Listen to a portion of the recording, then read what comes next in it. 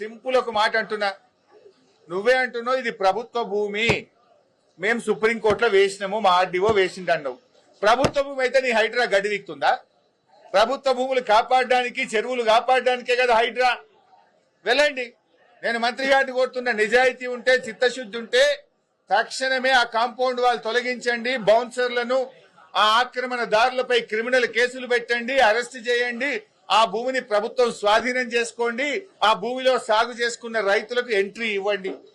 2.5 ఏళ్లుగా రెవెన్యూ మంత్రిగా మరి నువ్వేం చేస్తున్నావు?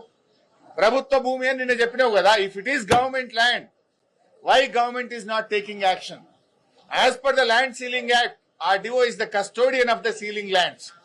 Then what is that RDO is doing? What is that Hydra is doing?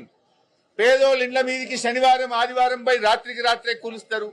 High court స్టేలున్నా కూల్చే Hydraa ఇక్కడ ఏ స్టే లేదు. ఇన్ఫాక్ట్ హైకోర్టు ఆర్డర్ ఉంది, ఇది గవర్నమెంట్ ల్యాండ్, ఇది సీలింగ్ ల్యాండ్ అని హైకోర్టు ఆర్డర్ ఉన్నా కూడా హైడ్రా ఎందుకు కళ్ళు మూసుకున్నది? హైడ్రా ఎందుకు యాక్షన్ తీసుకోవడం లేదు? దీనికి సమాధానం ఎందుకో చెప్పడు మంత్రి గారు.